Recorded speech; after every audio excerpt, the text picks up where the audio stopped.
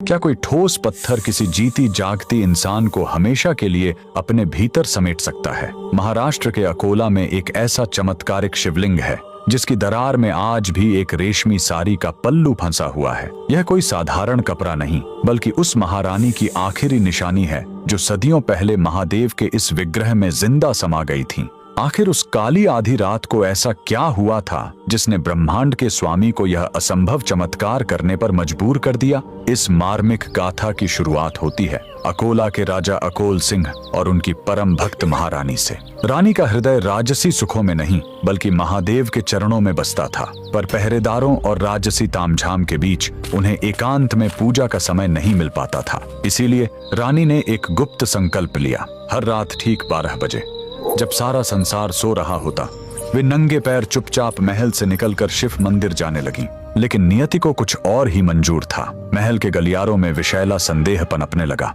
दरबारियों ने राजा के कान भर दिए। महाराज, आखिर महारानी हर आधी रात को छुपकर किससे मिलने जाती हैं? शक का वह बीज राजा के मन में एक भयानक राक्षस बनकर जाग उठा। एक रात हाथों में नंगी तलवार लिए राजा अपनी ही पत्नी के पीछे मौत बनकर निकल पड़े। रानी जैसे ही मंदिर के गर्भगृह में पहुंची और शिव के ध्यान में लीन हुई, तभी पीछे से राजा की पदचाप सुनाई दी। अपनी ही पत्नी पर तलवार ताने खड़े पति को देख रानी का कलेजा फट गया। एक पतिव्रता स्त्री के लिए उसके चरित्र पर किया गया शक मृत्यु से भी बड़ी सजा थी। आंसुओं से भरी आंखों के साथ रानी ने शिवलिंग की ओर देखा और कातर स्वर में पुकारा, हे नीलकंठ, हे त्रिलोकीनाथ, अगर मेरी भक्ति पवित्र है और मेरा सतीत्व निष्कलंक, तो मुझे अभी इसी वक्त अपने चरणों में शरण दे दो। इस कलंक भरी दुनिया में मैं अब एक पल भी जीवित नहीं रहना चाहती। उसी क्षण पूरे मंदिर में एक अंधा कर देने वाली दिव्य रोशनी फैल गई। देखते ही देखते वह विशाल और ठोस पत्थर का शिवलिंग गर्जना के साथ 2 हिस्सों में विभक्त हो गया।